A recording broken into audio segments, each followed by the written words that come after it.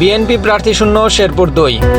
জামাত বনাম হাতপাখা সরাসরি লড়াইয়ের সম্ভাবনা। শেরপুর ২ নকলা ও নালিতাবাড়ী আসনে ত্রয়োদশ জাতীয় সংসদ নির্বাচনকে ঘিরে তৈরি হয়েছে অনিশ্চয়তা ও নাটকীয় পরিস্থিতি। বিএনপি ও জাতীয় পার্টির সব প্রার্থীর মনোনয়ন বাতিল হওয়ায় এই আসনে এখন জামাত ইসলামী ও ইসলামী আন্দোলন বাংলাদেশের প্রার্থীদের মধ্যে ভোটের লড়াই হওয়ার সম্ভাবনা দেখা দিয়েছে। জেলা প্রশাসকের কার্যালয়ে গত ৩ জানুয়ারি মনোনয়ন যাচাই বাছাইয়ের সময় দ্বৈত নাগরিকত্বের অভিযোগে বিএনপি মনোনীত প্রার্থী প্রকৌশলী ফাহিম চৌধুরীর মনোনয়ন বাতিল করা হয়।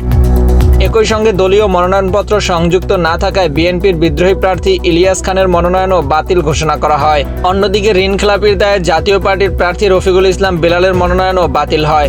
এর ফলে বর্তমানে শেরপুর ২ আসনের নির্বাচনী মাঠে কেবল ২ প্রার্থী টিকে আছেন।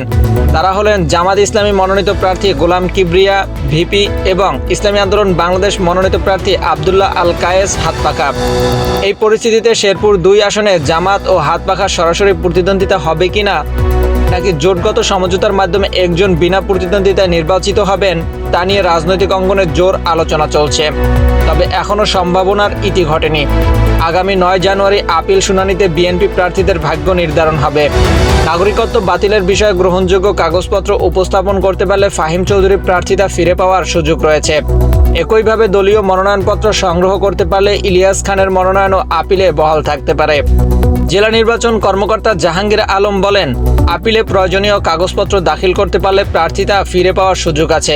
বিষয়টি সম্পূর্ণ আপিল বিভাগের সিদ্ধান্তের উপর নির্ভর করছে। এদিকে বিএনপির প্রার্থীর সংকটে দলের নেতাকর্মী ও সমর্থকদের মধ্যে হতাশা ও উদ্বেগ বাড়ছে।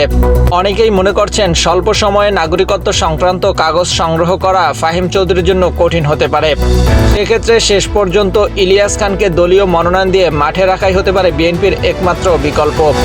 অন্যদিকে মাঠে থাকা ২ প্রার্থী নিজেদের জয় নিয়ে আশাবাদী। ইসলামী আন্দোলনের প্রার্থী আব্দুল্লাহ আল কায়েস সংসদ সদস্য হওয়ার প্রত্যাশা ব্যক্ত করেছেন। একই সঙ্গে জামাত সমর্থকদের মধ্যেও আলোচনা, শেষ পর্যন্ত গোলাম কিবরিয়াই জোটের চূড়ান্ত প্রার্থী হিসেবে এগিয়ে থাকবেন। সব মিলিয়ে বিএনপি নির্বাচনী মাঠে ফিরতে না পারলে শেরপুর ২ আসনের নির্বাচন রূপ নিতে পারে জামাত বনাম হাতপাখা লড়াইয়ে। এই সমীকরণ ভাঙবে নাকি আরও জটিল হবে তার চূড়ান্ত উত্তর মিলবে ৯ জানুয়ারির আপিল নিষ্পত্তির পর। মাহাদি হাসান, এমটি টাইমস।